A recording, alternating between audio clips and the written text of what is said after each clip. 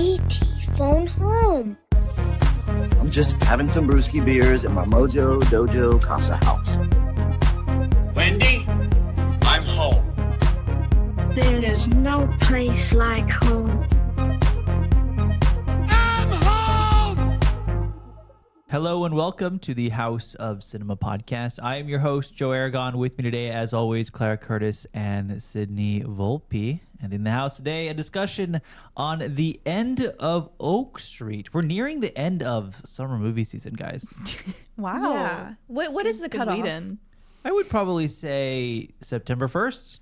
Yeah, Why? I'd say end of August. End of August. Okay. I mean, and August is usually the last month of summer movies anyways. And then September, not actually, but kind of like the indicator that we're moving into fall. September usually a pretty slow Back month. to school. Yeah, because Back to school. fall starts September 20-something, is it? Don't know. First? Is the 21st always like the solstice or I don't think really so. know. the new season? But yeah, we're at the end of, we're getting near the end. This is kind of like our last big, well, I don't know. What do we have left in August? Here, What are the hang last on. two movies we were talking about here? I have a calendar somewhere. Let me find Yeah, I it. can't think of anything big that's coming I mean, out. Like the Resident Dog Evil's Stars. in September. But that's late September. Yeah. Oh, yeah. Dog Stars. Is that our last like blockbuster of the summer? I think I guess it so. would be. It's the last week of August. I guess that's the closest we're gonna get, huh? Wow. We're either gonna end Miasma. summer with a bang or a whimper. Well, I feel like Maybe that movie will have the dog in it more prevalently than this movie. Well, is the titular dog? You've read part of the book. The What does Dog Stars Dog even Stars mean? is a main character. Okay. It does provide more use than Starbuck in this movie. yeah. Kind of wild that they did this whole AI ad with Starbuck, who ends up not being in the movie very much. Yeah, that Which, was... by the way, spoilers for End of Oak Street. This is your warning. We will talk specific details and secrets and revelations of End of Oak Street. Yeah, crazy. The dog is barely in the movie. Yeah, why did they do that? I don't know. I'll never really understand. Wasn't it some other page posted it and it was like a collaboration post, and then Joe, you said the End of Oak Street like removed themselves They Yeah. did. as a yes. collaborator? Yeah. Yeah. So what likely happened was the marketing team reached out to this existing page already that's whole shtick is we make AI dog videos where the AI dogs are on a podcast. Yeah. And End of Oak Street marketing team was like, oh, that would be so funny if we collab with them and featured our dog in the movie. Important to note, no indication there's generative AI in the film itself. Not that I No. can see. Yeah. No indication that anyone who made this movie, who had hands-on, were making End of Oak Street from the boots on the ground up, ever said, yeah, let's make this AI ad or let's collab with these people.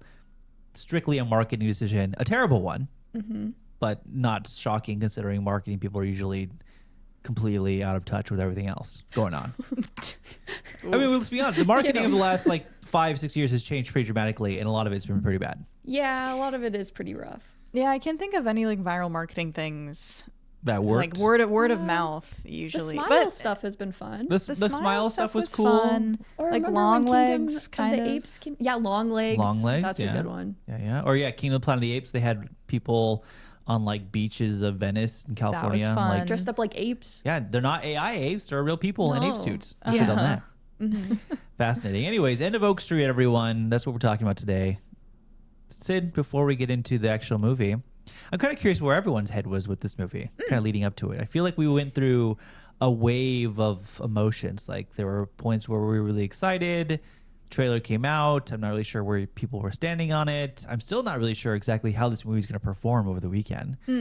But leading up to End of Oak Street, where were you at, Sid? We've been talking about this movie for a long time because it also got delayed a lot, right? Like we had heard of the concept a long time ago and we were like, ooh, dinosaur movie.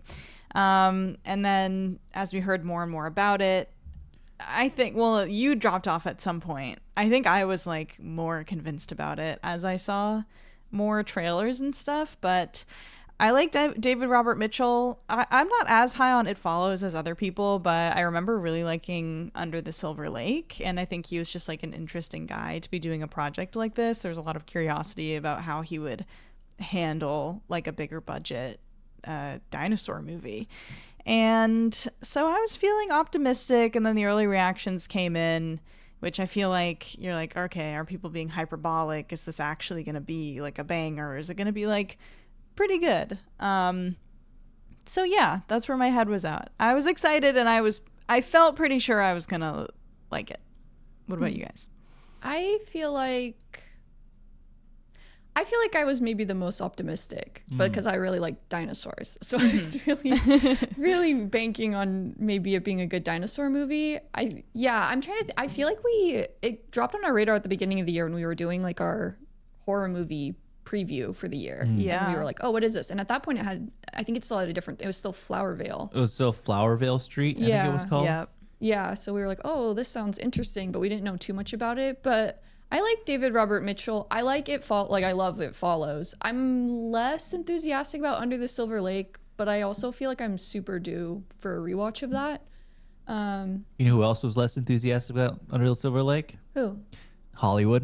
Oh, yeah. Oh. David Yeah. Robert Mitchell has spent 8 years in movie jail after that movie. That's true. It was a long time. Very long time. Yeah. Yeah. I'm also pretty mixed on it, but I haven't seen it in a long time either. Yeah, that's the I'm like, maybe I'd like it more now. Like, who knows? But yeah, that's a long stretch of time. But I was feeling hopeful, and then like the earliest like press reactions started coming out, and some people that we really like look to for opinion were all really enjoying it, and that definitely like elevated my excitement going in. Full transparency, I watched this and then I came out and then I watched it right again. So I Wow. saw it Twice. Yes. What did you do that with recently? Also? Disclosure disc. Disclosure, Oh. Which is so funny There's a because trend people there. are There's a trend there. people are talking about those movies in relation to each other a lot. Yes, but yeah, so I went in pretty hopeful. There's always that nerve-wracking thing of like, oh wow, they're showing a lot of the dinosaurs in the trailers. But I guess that makes sense because the dinosaurs are in the movie a lot. They are in the movie a lot. They Do we know the are. screen time of dinosaurs in this film? No, but I do want to talk about that later. The clock it. Yeah. I would imagine pretty high. Yeah. But yeah, I was feeling pretty good going in. How are you? You were, like we said, you were maybe feeling a little less. Yeah, I was feeling mixed. I thought the trailers were not exciting. The dinosaurs were in it a lot, which is a dinosaur movie, so you kind of expect them to be in the trailers a lot, I suppose. The movie, they turn out to be in the movie a lot, which is cool. I think because I like dinosaurs, I mean, does anyone dislike dinosaurs? Let's be honest. I feel like you I don't talk to think anybody, so. they're like, oh yeah, I love dinosaurs, Well, right? But people might just be jaded from it being that's hard exactly for anyone it. to make a good dinosaur movie. Yeah. Is that I like dinosaurs so much, like most people, that I'm mostly defensive when it comes to like other dinosaur films coming out, because 99% of the time, let's be honest, 100% of the time, they're never as good as what is the bar that's already been set back in 1993. Yeah. And so ever since then, I've always been kind of like wary about dinosaur movies. I kind of think that, and this movie does a decent job with the dinosaur movie, but I almost thought before this, like, we should just give up. Really? After Rebirth, I thought we should just give up. I would rather just get no dinosaur movies than just keep getting like low tier dinosaur films. Like I have Jurassic Park in 93. That's enough for me. You don't need to keep trying to capture that spirit. And maybe this movie slightly proves me wrong, slightly, but I kind of think that like it's the dinosaur trope, kind of maybe like the shark trope as well, has kind of proven like, man, maybe we just can't do it like we used to do it, and I don't know if we need to keep trying. But that's Yeah. the thing, like we literally did it like once. It's like why can no one do this? Yeah, we did it once shouldn't and we be did it that really hard. good the first time. Do we have any even like creature features generally? Like no one has done it as well as Steven Spielberg. I don't think. No. I can't think of anything that gets to that level. So I mean, Steven Spielberg like is just a great filmmaker. So any genre he touches, he's probably going to make one of the greatest films that's ever been made in that genre. And I think even if you didn't like this film as much, people are enjoying it and it's tracking to make like a decent amount of money. So I think regardless, it's like it's a win. And I think it makes sense, or there's a reason it's doing well, and it's a movie that is looking so much to what Spielberg did with It also Jurassic didn't Park. cost $1 million or $100 million to make. Cost $80 million to make, yeah. 80 to 92. Wow. After marketing Truly budget, it's probably over mid-budget. $100 million. So, yeah, in 2026, a true mid-budget film. So even if it tries, if it makes $120, $150 million, in its theatrical run. Not a bad outing for the film, considering the other films coming out. They're not like sci-fi dinosaur movies. Like we're getting romantic comedies costing like $70 million nowadays. I don't even know what the budget of One Night Only was, but I would imagine it was like, actually I think that was a $25 million movie. Really? remember Yeah, I correctly. guess they're not doing a whole lot that would cost. A ton. Yeah, it was 25 million. But there are like movies that come out now. I don't have anything off the top of my head right now that I can think of, but I know for a fact they're like movies that come out. We're like, what?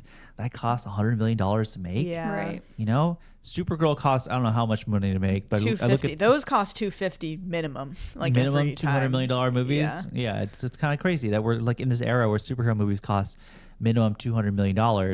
It is exciting that we're getting this movie costs $80 million. And it's an original idea. Like this is not based off a book. It's not adapted from anything else, other source. It's a true original mid-budget film that I will see what happens with it over the weekend. I think it'll do well. How much do you think the AI marketing will actually scare people off? Oh, like Not at all. Not at all. I don't Yeah, think so especially either. because it got so instantly. Like, I think people have managed to separate that from the actual movie and who worked on the film. And I do not think that general audiences give a shit. to be Yeah. honest. No, Yeah. I think that especially with like them removing affiliation with it, like the average person probably didn't even see it. Like it was up on pages for they like did a maybe good 2 job days. squashing that. Yeah. Pretty Well, quick. squashing it like they mean brushing under the rug, but never addressing it. Yeah. Yeah, exactly. Yeah, we'll see. It will be really exciting to see how this performs. I have an immediate hot take, and I'll just say this now. If this movie would have been related to the Cloverfield universe, it would have made more money. Okay, yeah, we should probably address. Oh, it would have made more money? Absolutely. I thought you were going to Absolutely. say it would be better. Oh, it'd also be better, if we're being honest. Yeah, of course, if it was, because that's like, you have a whole other reason for people to see it. Exactly. The now. word of mouth then Yeah. would be like way more exciting. Like, oh my God, you have to watch it because of what happens at the end. Yeah. Do you think JJ tried? Because this I was so think- David Robert absolutely. Mitchell has been working on this script for a while, and then he ended up like crossing paths with JJ, and they financed it and stuff. But yeah, do you think JJ was like, like this would be really good as a Cloverfield movie? It has not come out that that's true yet, but I will not be surprised if at some point post this movie's release, JJ says, yeah, we did try to make this a Cloverfield movie. We did try to interweave the ending of this film and connect it back to what stories we were telling before. I think that's a very strong possibility. Like, I watched this movie and think like, there are so many shades of Cloverfield in it where it feels like at some point it was operating under that potential title. I know, I got really excited in the very beginning during the like block party thing. They have the radio Yeah, playing and it's yeah, like yeah, the yeah. astronauts are looking into solar flares in the space. And I was like, Cloverfield Paradox was set in space. Yeah. Like, this is it. It's going to happen. And then it didn't happen. I know. Well, then like the portal shows up at the Yeah, end. and the portal does like have that Cloverfield-esque vibe to Well, it. yeah, because I've never seen Cloverfield Paradox. Is there like a wormhole situation going on? It's a very confusing film. There's a lot going on in there. But there is a lot of like, we have been like transported to a different time and now we don't know where we're at. Like it's a whole like Wow. time space continuum issue. Yeah. And so when the portal shows up and then they jump through it, they go back in time, and then the movie ends and there's like, army, they do like that narration like, oh, the army has contained the dinosaurs and they're trying to figure out what it is. I thought for a second they're going to say like the astronauts of the Cloverfield satellites Yeah. or something like that. Operation Cloverfield. Something like that. Yeah. Exactly. It would have fit. Like I wouldn't have been like, oh, this feels, Yeah. out of place. But anyways, the point I was making was that if this was with Cloverfield attached, we'd be looking at like a $200 million movie. Well, Yeah. what if they're pulling a Split and they're gonna make? So I thought you could make a whole sequel about going like into the portal and trying to like save everyone, and then you find out it's a Cloverfield movie. I would hate a sequel to this movie. Oh, You would want to watch the sequel to this? Well, but No. is that because you're so upset about the ending? Well, I think the ending's really bad. Yeah. But I don't think I would want to watch more of it either. No, I guess not. then it's like you send a team of scientists into the portal, Like Annihilation. like I mean, Annihilation. that could yeah. be it. That could be Kinda it. like Sure. And they're Is, like, what is this? Where did it come from? Yeah, I mean, maybe the Cloverfield portal shows up paradox. somewhere else, like in a different part of the world. I don't really know. All right, well, I guess we can talk about... Well, we can't move Innovation on now. too quickly, though. Yeah, hang on. because- Because the whole reason why we need to address this. Oh, we did make Yeah. a bet. Yeah, there was a And bet. I bet $10 to Sydney's $20 that it would be a Cloverfield movie. I am now in debt $20 to say because I owe her for a different bet as well. Yeah. So I owe Sydney now What was $20. it? We don't know what the We other can't bet was. We can't remember what the first bet was, Okay. but I lost this bet. Man, by the skin of my teeth, I swear I thought I was going to win it too. It- There the were signs several were moments there, where I was dude. like, "Oh, it's going to happen." I know. The I feel so font. vindicated too. But The no, font. I was wrong. The Yeah. font. Well, the font was there. The signs was there. Once the JJ. portal showed up, and I was like, "Oh shit! It's like time." Yeah. I was like, "Oh, I'm going to win this. It has to be Cloverfield." Yeah. Yeah. Now it's just like That could be your headcanon. convenient plot device to save Ewan McGregor instead. It could be. We just don't know yet. Like, they don't know what it is. So if in like 5 years from now it ends up being Cloverfield, you then owe me double. How about that? Oh, okay, I like that. I owe you $40 or no, Yeah. 20 because it's not 20. related to the other bet. Oh no, but you This bet 10 against my 20. Yeah, so you owe so me then 40. it'd be 40. If in 5 years, so counting Okay. from now, August 14th, we're talking 2031. If the Okay. wow, okay, that's I'm that's a real writing year it that in will my happen. bookie Yeah, journal. set the alarm right now on your Apple iPhone. We're once But if again the sounding like movie- Cal Sheep. Literally. It's okay if it's just with your friends. Yeah, we're just your friends. No, yeah. it really is though. Like, oh, this is how it starts because you guys have made this bet and then you've won, and then you're like, what have we done? Double or nothing. Yeah, Like, let's double do it or again. nothing. More. But yeah, if the movie underperforms, they should honestly just sort of like drop that in an interview. Be like, yeah, we consider this a Cloverfield movie. Did you guys stay for the after the credits? See if there's a post-credit sequence by any chance? My first screening, I did sit for a bit and I like stayed through. Yeah, like through most of the credits. I saw the dedication. I saw the dedication. Which was beautiful. Really That was beautiful. really nice. And then once it like switched to like, I like it because after the dedication, they don't go back to more scoring. They just put like dinosaur ambiance sounds, Really? which I was like, that's kind of cool. But I didn't stay past that. Did you? No, Okay. I had to pee, so Okay. I got I through also the had to dedication, pee. Okay. got through half the credits, and I was like, I gotta go. I don't think But- there was. Yeah, honestly, I'm a little apathetic towards post and like end credits right now, as everyone is. But even if I have a feeling that there is one, I just kind of like leave. Oh, but see, I like, just don't. I don't want to like. I googled it, don't by the way. care. There is no post-credit scene. okay, good. I'm like, I'll like read it on the internet if there is one, but I just like don't need to know that. I agree, but like think about like the end credit scene for like Sinners was like awesome. That's true. Yes. Yeah. Yeah. Sure. Okay. Sometimes they're great. Yeah. One of about every 100. Yeah, but yeah. So I didn't stay for the Spider-Man one. Brand New Days. Oh, I I had to did. Google it afterwards. Yeah. I did not. What did I just don't Google? care. Oh, I think Yeah. Evil Dead Burn. I was like, I don't care. Evil Dead Burn didn't stay either. I googled that one as well. oh yeah, we Yeah. did Google that. I don't need to know. I don't know. It's just one of those things where, like, I want to stay because I want to, pay respect to all the people who have made this movie. But then I just don't care about post-credit scenes Yeah, anymore. but that's the shame, right? Is that like that has been overshadowed by like exactly. Like, the people in key there are jingling. not Like staying we're not for that actually reason. appreciating the artists. We're Right. just Yeah, like, everyone's just on ooh, their what's it gonna phone tease? waiting Yeah. for the post-credit scene to show up anyways. Right, exactly. Log in their letterbox review right there at the moment. Yeah, but okay, no sequel teased. No sequel tease for End of Oak Ends Street. Oak Street. Yeah, she wrote her book. It's called End of Oak Street. That's so Yeah. true. Wow. So meta. Thoughts on End of Oak Street? Let's just get to the brass tacks here. Okay. Sid, what do you think of End of Oak You Street? should go first. Yeah. I should go first? Yeah. I thought End of Oak Street was the first hour of the movie, I think, is really fun. I had a great time watching it. It's at its absolute best when Ewan McGregor and Anne Hathaway are running around this neighborhood with a sledgehammer and rifle and shooting dinos and running away from them and hiding. And fortunately, that's like the first hour and 5 minutes of the movie. I think at that point, the movie realizes, oh, we have to kind of reckon with the story we're telling here, and we have no idea how to do that. And then it just ends. And it does some of my least favorite things in a movie ever. And I'm going to say it out loud because we've said spoilers. Yeah. And that's killing off a character for emotional growth and then bringing them right back. I hate it. I think it's cheap. I think it's manipulative. I think it's boring. And they do it shamelessly they do it in this movie. I hate the ending. I think it makes no sense. I'm not trying to like cinema sins it, but I don't think it makes any sense to me. I think it just is like a very like, oops, we got to end this movie, and they just end it.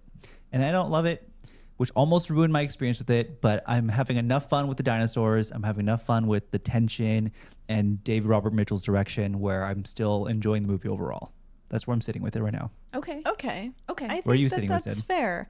I liked it more than you, but I do think it has issues. I definitely agree with you in like the first act, especially, and like when we start to see the dinosaurs, I think it's like incredible. I was like, whoa, is this going to be like one of my favorite movies of the year? Because I just thought it was like nailing everything. There's really interesting setup with like the character dynamics and how she was like writing this book in secret and all of these things. And then once we get into the actual dinosaur stuff, there are some really exciting sequences that I think like it doesn't just feel like this is copying Jurassic Park and trying to do like its version of the raptor scene or its version of the T-Rex scene. You can definitely see shades of it in here, but I wasn't rolling my eyes being like, all right, we're just doing Jurassic Park. I think it felt like its own thing. And yeah, I think I agree with you that the story starts to fall apart a little bit going into the third act and stuff. I was not bothered by... I do think there's like an interesting ethical conversation to have about stuff that happens with the ending. But I didn't think it felt like abrupt or wasn't like bothered by. Like it comes very like satisfyingly full circle in a way that I kind of like because it's all very like simple and it's kind of what you expect to happen, but sometimes it's kind of nice for a movie to just like not overcomplicate things. Yes, I was truly shocked when Ewan McGregor died. I did not think it was going to do that. I think my whole theater was like mouth agape. Yeah, like, I was what like, the hell just whoa. happened? Yeah, they went there. Yeah. Until they didn't. Until they didn't.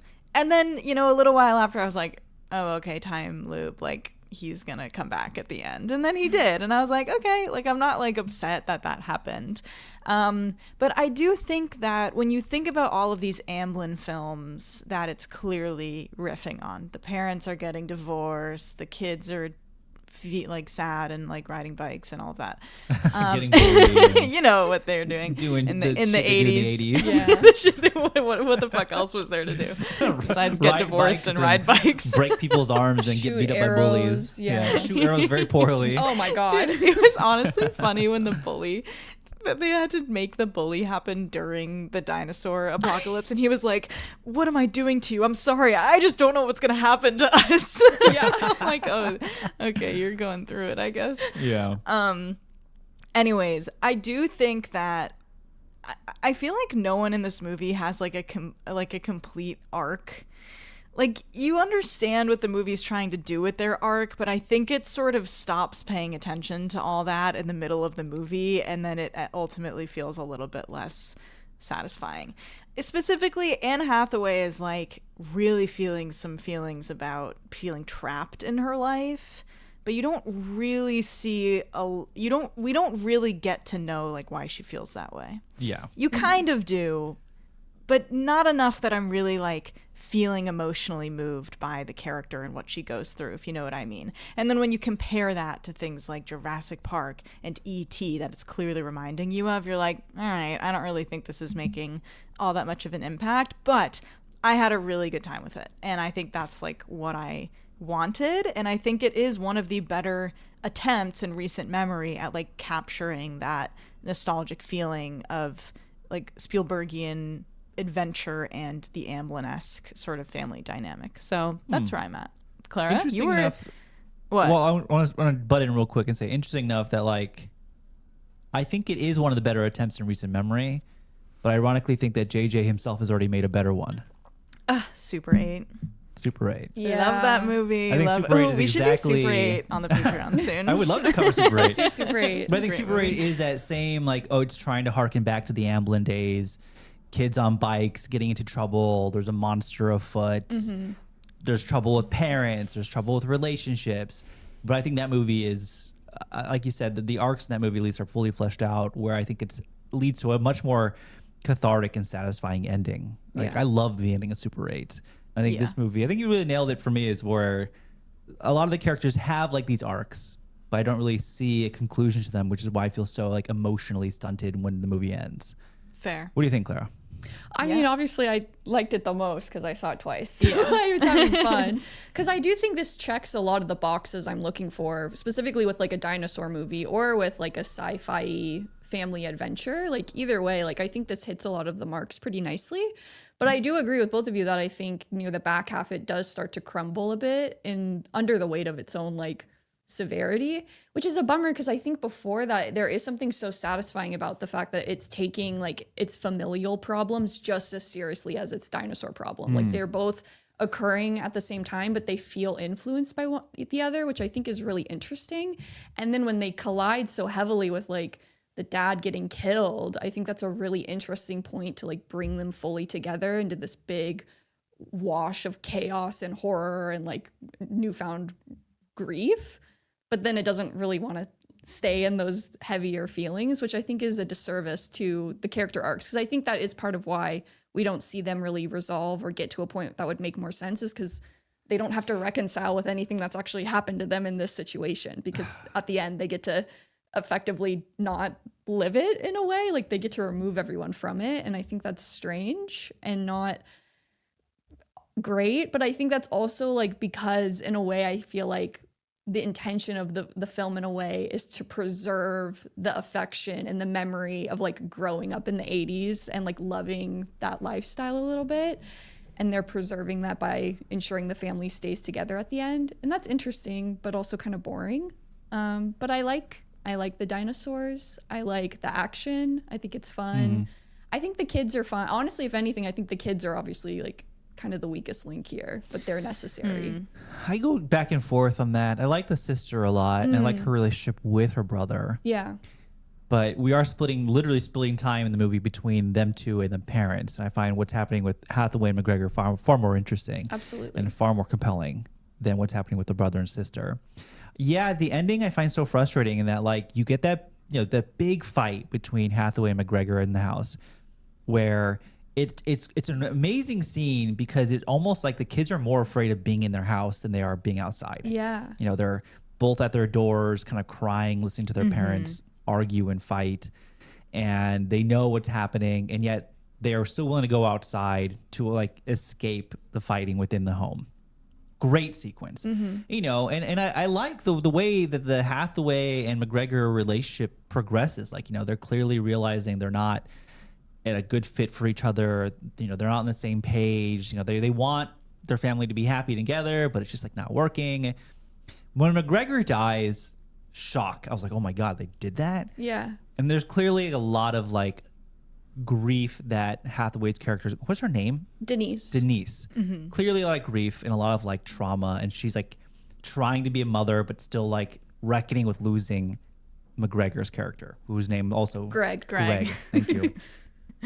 McGregor Greg. There we go. There we go. Easy to remember. And then all of that is just like gone as soon as she shows up again. There's like even a line she says to him like, we'll be together forever. And like, she, you know, it's like that classic, like, I realize what I've lost now that it's gone kind of thing. And now that it's back, I'm going to like hold it and cherish it and make sure I kind of keep it safe. I just find that so boring, man. No, and I think it absolves Greg of like his his role in the failing of their relationship, which is that like she obviously is struggling for a lot of reasons we maybe don't know the full depth of. But part of the problem again and again with them is that he refuses to address the issues at hand in their family. Yeah. And she's frustrated by that, and she feels isolated by the fact that he veers into this like hyper optimistic space where he doesn't acknowledge how serious things are. And then at the end, she saves him and then is like, oh, I want to be with you forever. Everything's going to be fine. Don't worry about it anymore. Yeah. Like all those issues I had with you, we can just forget about them because you died in a different timeline. Well, and that's what's crazy too, is this version of him didn't go through any of that with her. So there's no unity of like, and he has no growth now, you know, like, it's not like he like learned from that experience. He's going to keep doing what he's been doing. It's been making her unhappy. Exactly.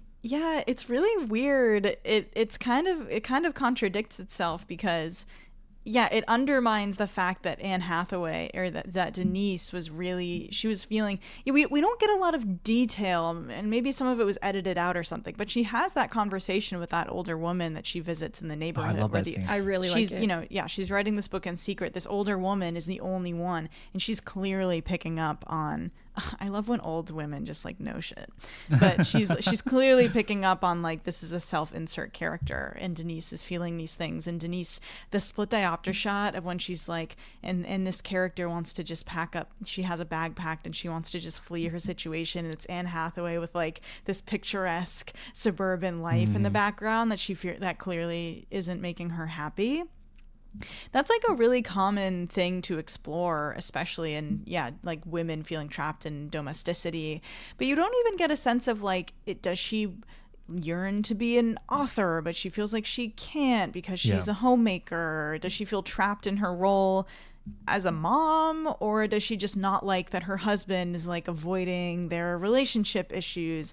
It's not made entirely clear like what her experience is, but it's made clear that her feelings are very extreme. And so when that scene happens with the old woman, I like teared up. I was like, oh my God, this is like so powerful. And then we don't really learn a lot about that specific part of what she's experiencing. And he even finds the book and he's like, you want to abandon our kids? And she's like, no, that's not it. Like, this is like lost daughter type shit. Like, this is like a really complicated feeling. But you're right. When the end happens, she's like, I saw you die and now I realize that I appreciate you and I want to be with you always. And then it's just like resolved, I guess. So it's almost like it's like trying to make a complex female character, and then by resolving it in such a simplistic way, it almost does like a worse thing. You know, where it just like doesn't address it at all. Confused why they just keep him dead, and like then at that point she can kind of have this growth of like, I understand we're on different pages. He wasn't a bad person though. She writes his book as like kind of like this way to deal with the trauma. I don't know. I don't understand the point of bringing him back. But I don't think you can do that. Like what would be like a good conclusion to like all of that? I don't know. Like, I thought what was going to happen is that they go through the portal and they simply just go back to their time, and the neighborhood's still gone, but they've like escaped, and then they're taken in by like the government for questioning, and then they get to like live their life again as like the survivors of Oak Street, you know, kind of thing. Not that it goes back in time. But there's two of them now. Happening. Well, that's what's crazy. Is that they're like a whole different can of worms now, because now I have so many questions about all of this. Well, that's what's crazy to me. I'm like, okay, but Greg saves each of the members of his family like at least once each, but now he's not gone back with them, and so then that version of them isn't being saved. And I don't know if this is like a proper bootstrap paradox, because if it is, it would imply that their versions of themselves would also at some point leave the portal. So it's just like an infinite circle. They'll just keep leaving the circle and meeting. I don't really understand it. What's a bootstrap paradox? That's like a thing. It's a thing. It's basically the example people give is you're hunting in the woods, you hear a twig snap, you turn to shoot it, and you realize you shot yourself. So you go back in time to go warn yourself, and as you're going to look for yourself, you step on a twig. Right, it's like a loop. And So I thought it was going to be that, and I was like, I don't really understand how that works. Also, you saw it twice. Yeah. Are there two Jeanettes at the end? That really confused me. I don't think that's what's happening. I think just Audrey met someone else at college that also looks like Jeanette, and then Jeanette's with her parents. It's not two Jeanettes. No. Oh, okay. I thought in my head I was like, oh, that's two Jeanettes. I could honestly, I'm not totally because Jeanette goes to warn her family. I was too busy seeing if they were holding hands, because I was like, oh my God, is she like dating Jeanette now? Yeah. I never actually looked at her face. I also didn't notice it. I was told there are two Jeanettes in that scene, which I guess would make sense because Jeanette goes to warn her family she would run into another Jeanette. right? Oh my god! Yeah, that is so what's now there are happened. 2 Jeanettes. Oh my god! And there's she's 2 dating Jeanettes. one of the. Is this just? Am I just trying to make this happen? I No, couldn't they tell. were- if no, holding they were- hands they or were not. clearly literally into there's each other. literally 2 of them. No, but there are are they 2 are they people. together romantically? Oh, I don't I think know. that's the I assumption thought at the the end because assumption they're was that, yeah. outside That's together. what I thought was. Yeah. But I think there Yes, are okay. 2 Jeanettes at the end. Oh my god. Oh, okay. I didn't even Yeah. clock that. Yeah, because she would have gotten. She was not going to just like let herself die. No, she there's a goes whole other to her movie about house. Jeanette like trying to like not let her second Well- self. Well, Like, there's- escape yeah. the Jeanette as portal. a character is hilarious because she truly is like the archetype of like a woman in distress where she's just running around and has virtually nothing to say and then is like a romantic interest for one of the characters. Like she truly But just that's pops in also and such out. a weird part of it where like the brother clearly has a crush on her, but then he's like looking in the door as Jeanette's like comforting his sister really intimately, and he's like noticing that they're like liking each Wait other, a and then second. It's the 80s too. He's like, They're "Is she gay?" queer? That's what he would say. I know. He would not say literally gay, he would say queer. absolutely would. and that's Yeah. just like not reckoned with at all. No. That's So- fine. Like, I don't. That doesn't bother you too much. But at the end, I assumed it was a second Jeanette, but that opened up a whole other can of worms of thoughts in my brain. Like, what are the ethics of like living with your parents, but also a different version of yourself? Yeah, now you have twins. I don't really. The parents it's didn't seem like- bothered by it at all. No, they seem stoked. Jeez, yeah, now you don't. Yeah, it's like you, except just you who hasn't experienced the dinosaur stuff. Well, and then also it's the ethics of like they basically let their other selves die just because they're like, yeah. well, there can't be 2 of us, so Yeah, I don't really understand. let's only get dad. I know we're not supposed to take it too seriously and not think about it too critically. Clearly, the movie doesn't, so they don't want Yeah. us to as well. I know we'll probably get the comments of like, y'all are thinking too deep about You're this. being too serious. We probably are. Of but course. These were thoughts that crossed my mind. Like it adds to like the dissatisfaction I have with the ending. Yeah. Yeah, and it's just kind of funny. Like, what do you guys think of the fact that Denise doesn't try to save the whole town? She just like calls Saves individual 3 Saves people. the 'cause 3 she's people like, she they'll personally never. knows. She's like, they'll never believe me. Yeah, I don't really know. You know, I understand why she saved the author, the editor, the old lady editor. Mm-hmm. I suppose I understand why she saved the librarian. They clearly have a pre-existing friendship. Well, and I think it's also the thing of like in the dinosaur world, the librarian sacrifices herself for her and her Right. children. So it's like Yeah. I owe you. Oh, sort of okay. thing. You think Yeah. that's why? Okay, that makes think sense. it's- Oh, yeah. right, yeah. Mel. Yeah. Why And the then fuck would they she had to save save him? Mel. Well, but like I thought that was interesting because when he gets eaten, she's clearly like deeply affected by it and like a very horrified, which is it makes sense in like, oh my god, this is just like graphic, awful violence happening in front of me. But she also clearly is like upset about it because they know him. And I think that's an interesting thing is like a lot of the conflict between people in this comes from like a lack of a connecting and like communicating clearly with one another. Like Mel's whole thing is he's constantly upset about the dog and he feels unheard. And then Greg talks to him and like calms him down immediately just by like acknowledging that what's happening is shitty. So it's like there's clearly Shitty. like it's a tense dynamic between them, but I think a lot of it breaks down into I wouldn't that have same saved thing. Mel. No. I mean, she says, "I'll set your house on fire if you point a gun, She on, did say that, yeah. gun on my dog." Well, and he did threaten to kill the dog. Yeah. Yeah, So he if someone did do threatens to that. kill my dog, I'm not calling you to save you from the calling dinosaur someone else. apocalypse. Sorry, not happening. Yeah, interesting decision by her. I also find it really funny in the beginning of the movie, or towards the middle. I can't remember when. The daughter mentions like, oh, it's in the very beginning when she's like in the water balloon toss. She's like, I want to go to Cornell, but it's really expensive. I don't know if I can afford it. Yeah. And then the very end, clearly that Denise has capitalized on her experience at Oak Street and has sold this Right. best-selling book. Yeah. And the daughter's now wearing a Cornell sweater. Big So giant. they have now made and profited off this trauma, and now she can go to Cornell.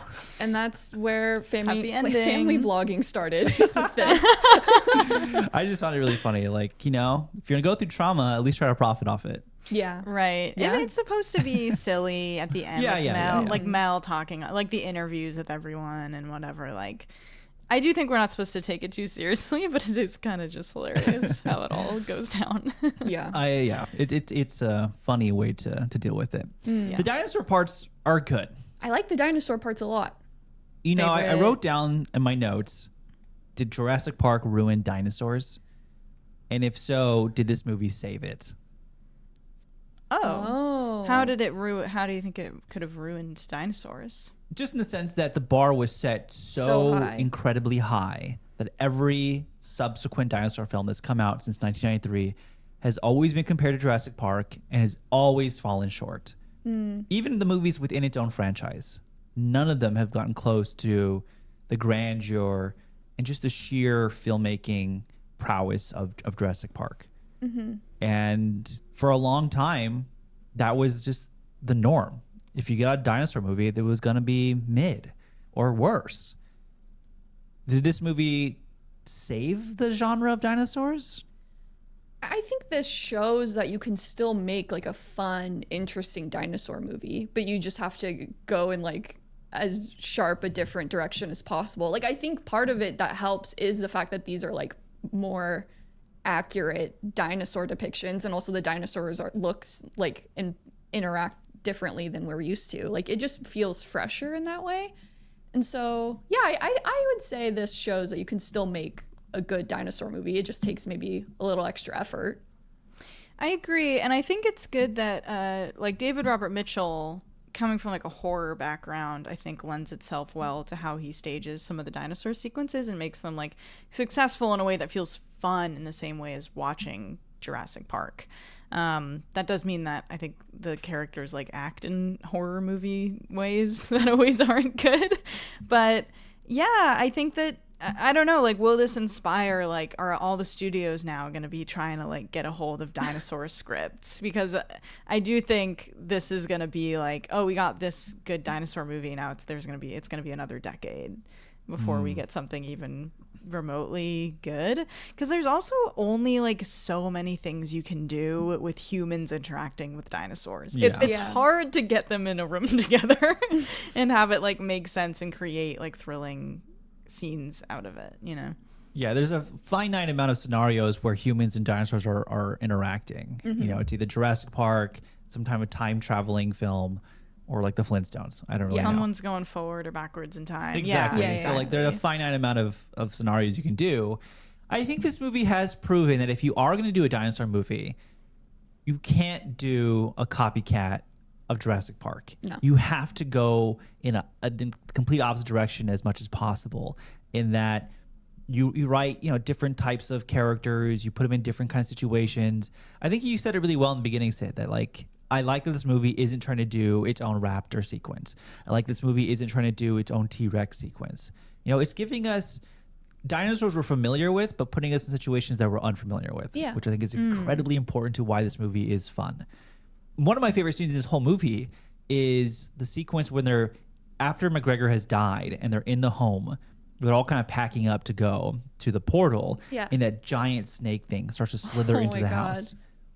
Excellent sequence. And I think a lot of it works because David Robert Mitchell is a horror director, because it feels like a horror scene, the way it kind of like stalks Hathaway, but is like slithering between the rooms as characters are so unaware of it. Yeah. Love that sequence, and like nothing like that has existed in Jurassic Park, which is awesome. You know, it's like we're getting something new, and that's why it feels like maybe there is hope for the dinosaur franchise and genre after all. Yeah, true. Yeah, I agree. Absolutely. That's definitely one of my favorite sequences. I'll also shout out, I really liked the scene where Ewan McGregor is like out. It's when it first starts happening and they're all kind of like out exploring, and he's running by the fence and you can see that the dinosaur is like going through the clotheslines and stuff. That is, I think he transitions really well between, the sort of like sillier Amblin-esque stuff and then the more like horror driven sequences that really, like, some of them like really scared me, but then some of it is more that like fun adventure type of feeling. So yeah, did you guys have any other sequences you liked?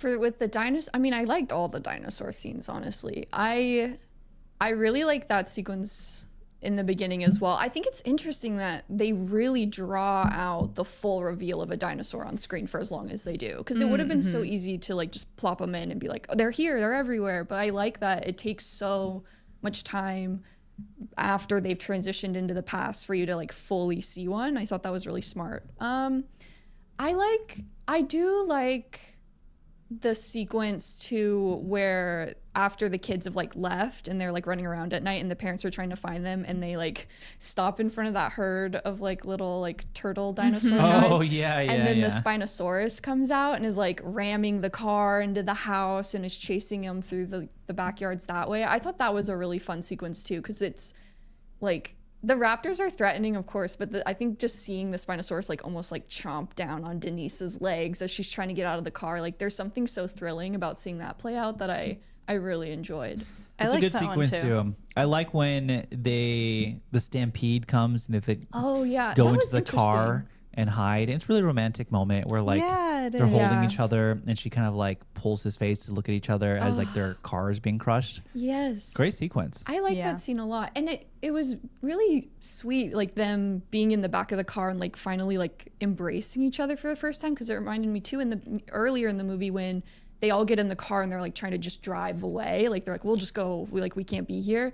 And the kids are in the back seat and they're both so scared. And Audrey reaches over and holds her brother's hands to like comfort him as they're both crying. Like there's something very beautiful and intimate about how like the back seat of the family car is a point of connection in a way that like nowhere else is shown. I think that's nice. Yeah. I mean, there are great moments of like pure connection. Yes. With people in this movie. I like that a lot. I liked too the sequence where the whole house starts shaking and you think it's like some prehistoric earthquake or something, but then you see all the like fur up against walking by. the window. Yeah.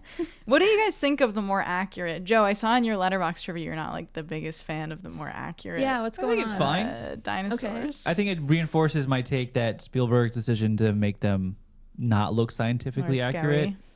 Way more scary. You reckon? I think the raptors in this movie are so goofy and dorky. Like, sure, they're scary because they're raptors, but I don't look at the raptors in End of Oak Street and think like, oh my God, I need to run for my life right now.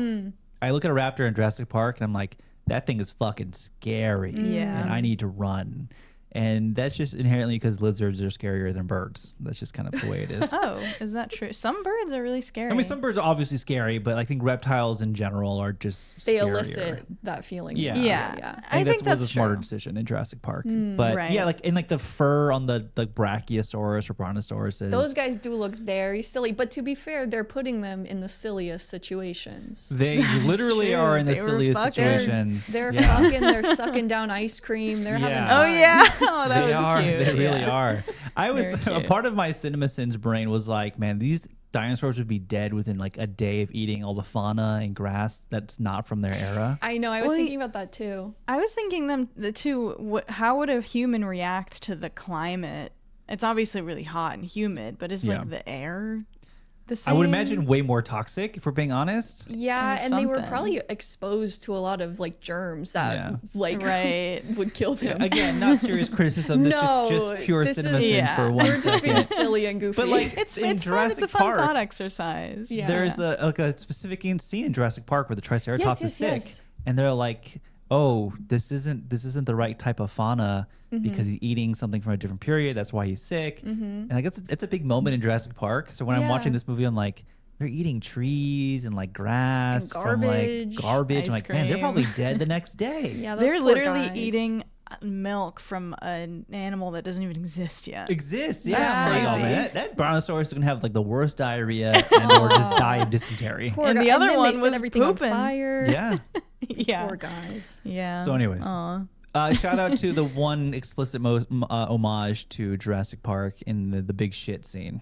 Yeah, that was good. Really appreciate that. I knew at some point you can't do a dinosaur movie and not do an homage to Jurassic Park. I do appreciate the restraint on this film, but I think the choice to make it the big shit, that's the right choice. Yeah, that was good. I like that a lot. Just even the way the camera panned and brought the shit into frame was so similar to Jurassic Park's. Yes. That I was half expecting Ewan McGregor to say like that's a big pile of shit. That's one big pile of shit. Not quite. He didn't go there, but I did appreciate that scene. That was good. I liked all the camera work in the film. I think Michael Eulakis is a great cinematographer, but what did you guys think of how it looked like? Because it is a very specific choice to make it a sort of like more dull color palette, and I don't know if I was a huge fan of that, to be honest. I thought it looked good. Yeah, I think this thought movie it looked good looks really great, if we're being completely honest. Okay. Are you not on board? I think it wasn't like I hated it, but I think I was just like, okay, I see that they're trying to create like a certain vibe, either to capture the time period or whatever, or the sort of like sci-fi feeling of it. But I loved the way it's directed. I loved all the pans and the long takes. The split diopter shots I think are like super good. I really better like than them. what Lee Cronin was doing. Oh, throwing shade at Lee Cronin's The Mummy. It's Okay. true. There can be too much of a good thing. Okay, would fair agree enough. with that. I think there was not enough lens flares, which is shocking considering JJ, produced this. I kind of thought true. JJ would be on set like, hey, add a lens flare More. here or there. That's his one note. That for would have every movie. really amplified the 80s Amblin feel if we got a couple That's more lens true, flares, yeah. to be True. completely honest. It's true. Any other sequences? Well, I did want to say something I didn't like related to the dinosaurs. Oh, okay. is the like big grand finale at the librarian's house. I think there's way too many dinosaurs going on there. Oh, with like the smaller There's like crocodile the looking little, ones? there's like the little alligator-esque guys, and there's a bazillion of them in the They're all house. coming out of the hallways. I don't mind that too much. It's just a lot, and then they go outside, and there's all the flying ones getting at Pterodactyls, them, yeah. and it's just like that's where I start. Because when we did our Jurassic Park episode for the Patreon, I said I do think the sweet spot is like 15 to 20 minutes of dinosaurs on screen. And I kind of still lean that way, even though I was enjoying a lot of this, because like especially at the end, I'm like, this is just a lot of dinosaur now. Like it's almost too much dinosaur for me. I don't mind if Interesting. it's in the climax of the film. Okay. I think in the climactic moment where they need to jump in the portal, which, oh man, just the other week I was talking. I think it was last week. Maybe it was in the Jurassic Park Patreon episode. I don't know what episode it was. Actually, It would have been the one before. I was talking about. that. I hate the other trope. I hate. Oh, it was for the Purge. Yes. I was talking about another trope I hate is when kids ruin everything. Yeah. And like one kid's decision leads to like the downfall of the whole movie or whatever. Yeah. Yeah. In this movie, we're not getting that too often, but I struggled a bit with the kids' decision making in this movie. And not enough to ruin it, but man, that final moment of them jumping the portal where they just could not make a decision, I was like, we're taking way too long up here. Yeah. Happy Jeanette, did her prayers and jumped in. But I found that last sequence like really. Well, he was a struggle. scared. It's like Tim on the electric fence. I get Yeah, it. It is like but- Tim Electric Fence. But you even said Tim's But even taking too Tim, I long. think on Tim it. took too yeah, long. he was taking way too long. Tim took way Needed too to long. ball up. I think I get why they're hesitant. I'm not saying I don't understand that. No, Just, no. There was a certain point, I'm like, just fucking jump. Like we man. gotta go. Yeah.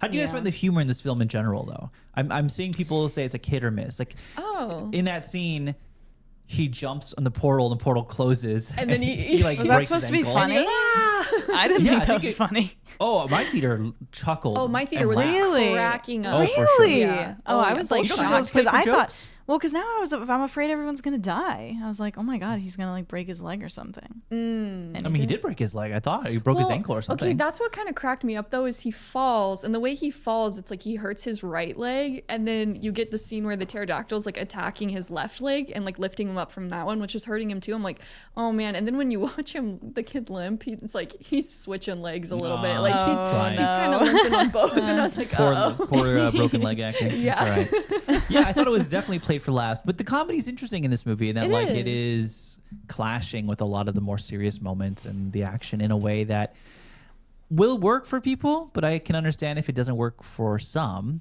Does the comedy overall work for you? I don't know if I was thinking more of if the comedy was working, but I definitely had the thought that there wasn't that much of it. So maybe I was just like not picking up on when the movie was trying to be funny. I mean, Well, there's, like- the brontosauruses I was gonna ask having you about that. sex. Like that's Yeah. clearly very silly. But it also is made to be like a sort of nice moment for them together. Yeah, I don't know if like the kid like with his bow and arrow is like kind of silly and stuff, but I feel like the movie is playing a lot of it seriously. Oh. Interesting. I thought the bow and arrow bit was funny. You know, it's a bit overlong, but I thought it was a funny recurring bit. The brontosaurus sex scene, photograph moment, funny. Yeah, I suppose the reaction to my theater was definitely like they were laughing, but Yeah. I think it was more of a laughter like I can't believe we're stopping the movie for this right now kind of reaction. How do you feel with the comedy? enjoyed it for the most part. Yeah, it was interesting because like my first screening, there was like chuckling, but not like it was like scattered mostly. My second screening, which was like in the evening, so it was like proper, like people are coming in like after work and everything. Man, they were laughing it up. Okay. Like they were living their lives, having the best time. Like honestly, a lot of the biggest laughs were coming from Brian watching Audrey and Jeanette and like the pieces like Oh, not Really? quite clicking. Yeah, like that got huge That's funny. laughs in my That's theater, which I really thought was funny, really actually. interesting. Yeah, I think it does well overall. I don't think it's like definitely present throughout, I would say, but it is maybe gentle enough where I think it's happening with you, Sid, where like it can kind of almost not feel like a joke. And I think that is almost better in a way, because if it's funny, it's funny, but if not, you can still take it seriously, which is to the benefit of what's going on too. Yeah, I think that's true. Other things that I wrote down, I'm double checking I haven't missed anything. Not enough Starbuck, Yeah. which we agreed on. Yeah. Yeah, Or Starbuck. do we agree on it? I don't want to say like should there not have been Starbuck, because I do like the boy and his dog trope. But yeah, I'm like he kind of just shows up, and then He's gone you for a and majority then of the film. CGI. Yeah, he gets like dropped by the pterodactyl or whatever, and then yeah, he's just sort of there. Yeah. Not as much Starbucks as I was expecting. I thought it was going to be lean more into the boy and his dog trope. I was hoping it was going to. I love a good boy and the dog story. Also, what is a Starbuck? Great question. I don't really know what a Starbuck is. Pre-Starbucks, obviously. Is it pre-Starbucks? I feel like Starbucks started like in Starbucks the... had to have started in like the early 2000s or something. Oh, Sid, that's not correct. That's crazy. Has it been it just That's a didn't Gen get big Z-ass until take if I like ever heard that one was right now. that was crazy actually. When did Starbucks started in the 70s. first What? open? Yeah. Yeah, dude. In Seattle, 1971, Washington. The first one In ever. Seattle. yeah, but I don't think that they What is named a him Starbuck because of Starbucks. Okay, don't Google what is a Starbuck because it's giving me Well, the chain of coffee shops. Starbucks. Starbucks, a fictional character from Oh. Moby Dick. Oh, The That's awesome. steadfast first mate of Pequod in novel Moby Dick. That's nice. I like That that. Oh works. my god, That I works really really like nicely. that. I wanted to read Moby Dick soon, so maybe that's my. Now we look like illiterate my sign. podcasters. I know. Yeah, that's Great. Bro hasn't read Great. Moby Oh, Dick. embarrassing. Sorry, I'm reading Sense and Sensibility Starbucks. instead. Call me Ishmael. I know that. All right. I read Thank The you, Old Man in Matilda. the Sea. Okay. Okay. I wrote not enough Starbuck. Would have loved the more of the boy and the dog trope. Yeah. I don't love the ending. I do like DRM's direction. Welcome back, DRM. Welcome back, DRM. Welcome I'm back. glad this looks looking like it's going to be a win for him, because I think It he's is. a good I hope director so. and he's interesting. He is. He's interesting. They Follow finally in production. They announced that movie, what, like 3 years A ago? long time ago. And now I think it started production summer of this year. So Okay. we likely won't see it until late next year if we're lucky. Cool. Micah Monroe confirmed to be back. I think Cool. Naomi Aki's in the movie. I could be wrong. No way. Yeah, listed. There we go. Love her. Love Naomi Aki. But yeah, welcome back, DRM. Excited for They Follow. Yeah. And for whatever you do next. Absolutely. And we talked almost every dinosaur scene. Do you have a favorite dinosaur in this film? Is there a T-Rex at all? No. No. There's no an T-Rex. Allosaur. What do you think? Allosaur. Oh, But is not a that T-Rex. similar? Yeah, it's that's like like the smaller one. yeah, they're like adjacent. It's the one that kills Greg. Yeah, that's what gets him. That was sad. Dude, that here's was the thing. brutal, dude. Was it sad in the moment? I thought it was sad. I don't know. It's for me, it's not quite devastating until they get the camera back on Denise Yeah. and you see her just like lock and like that shocked, like I'm frozen and can't move sort of situation. Like that's where I'm like, oh, I'm feeling it. Before that, it's disorientating because you get the moment where he hits the Allosaur with a sledgehammer and then knocks it out, which Yeah. is like That was a little Looney Tunes. that's the thing is like it plays almost like funny because it's like what the hell, like how did he do that? And then the dinosaur grabs him and like rips his leg off and it's like like you're just so disorientated that it's like whoa, what is going on here? And then he gets eaten and then you're like, oh, how do you feel about it? Well, I'm in the space of it's so sudden and so out of left field and so wacky that in the moment I don't have time to process any sadness or grief because it's so shocking. I mean, this is the moment in the movie where I can almost confirm everyone in the theater was like, what just happened? And I think even the moment where Denise has realized what's happened and turned around and is like going to her kids and going like, don't look, don't look, don't look. There are people laughing at that moment because it's like kind of a silly idea that like, don't look at what just like clearly you just saw. Like, they're all staring at what happened. Yeah. And it wasn't until they're kind of walking down the street and Brian is like really upset. Like, what are we going to do? And she like kind of gets upset at him and kind of loses control and says like, I don't know. I'm trying to like process what happened to your father. Yeah, she says like, did you even see what happened to your father? And then it cuts to him and he's like, yeah. And like that's the moment where I'm like, oh, now it's sad. Yeah. And now I'm like, now we got a movie, by the way. Yeah. I'm a guy who I made it very, very clear on these podcasts. I love stakes. I love when the movie takes a risk to get rid of somebody that we thought we were going to be with the entire time. So like at that moment, I'm like, I'm in. It's like really cool. I'm like, I'm glad this movie's taking a risk here. Absolutely. Yeah, I agree. The eye roll. What? Well, obviously, Joe's just rolling his eyes just immediately. majorly backwards to reverse that risk. But I like in that moment, I was like, oh, hell yeah. Like, 1,000%. we're doing something here. Yeah, then you're not. Like when the kid jumped at the tree, I was like, oh my god, is he about to die too? I know, like, it didn't does- know it what does, the movie yes. was gonna do. Well, I thought what was going to happen was a pterodactyl was going to swoop down and grab him out of the right, air. and they were gonna Welcome. start feasting on him Because the way they had framed it and set it up was like the pterodactyl all perched on the chimney and the roofs next door, and like they were watching them. I'm like, oh, they're gonna pluck him out of the sky. Yeah. Didn't happen. Right. But anyways, we're talking about favorite dinosaur, which there is no T-Rex. Which No T-Rex. smart There's no T-Rex decision, bad decision. I think that's a smart decision. just because T-Rex is just so like overdone. Well, and I think it's especially synonymous with Jurassic Park. Like if we're trying to keep this as far away from that as we can, like I think it's smart not to have them maybe here. that is a good decision to keep it away. Yeah. I think that that's fair. Then favorite, I don't know. Maybe I like the snake guy. The snake guy is Snake good. guy Is that a real fun. thing? Probably. 'Cause he's They scary. talk about it all the time how like reptiles back then were bigger and scarier. Right. Yeah. I like that guy. I like that guy. I like him So too. you choose a snake guy? What are you choosing? I'm choosing Sarah? snake guy. Okay.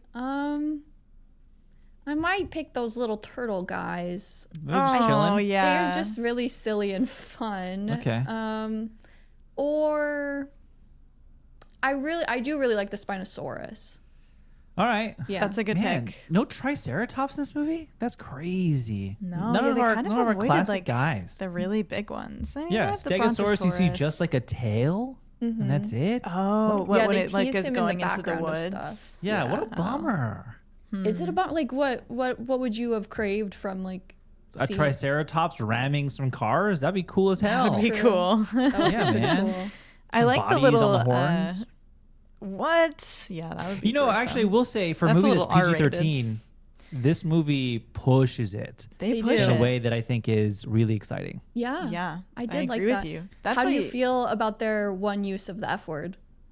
Are those fucking dinosaurs? Yeah. Oh, Great use of the F word. I thought too. That was I thought good. it was That too. was It liked it a lot. funny. Yeah, it was a Liked it good one. You know, that is a good point about the Stegosaurus too, though, because I do think it's interesting how, in the end, like ultimately, the only dinosaurs that are causing like direct harm to the humans are the carnivores, but like realistically, the herbivores would also be like unintentionally hurting people too. Yeah, I was kind of hoping like a Stegosaurus would be walking down the street and swinging his tail and like Totally. impaling people or something in Yeah. accident. Yeah, or gets too territorial with like a car. And, Yeah, like, yeah. do you think there is a good sense of like scale and how big and powerful like, these Oh. creatures really are? Okay, Gareth Edwards. I don't know. Well, I'm just saying, like, I think that it does. I think that it does not have, as good of a sense of scale as like a filmmaker like Gareth Edwards has been able to pull off. Or definitely, I mean, obviously not Spielberg, but when I look at a Brontosaurus or Brachiosaurus in Spielberg's Jurassic Park, I'm like, that thing is massive. Yeah. It makes me feel small.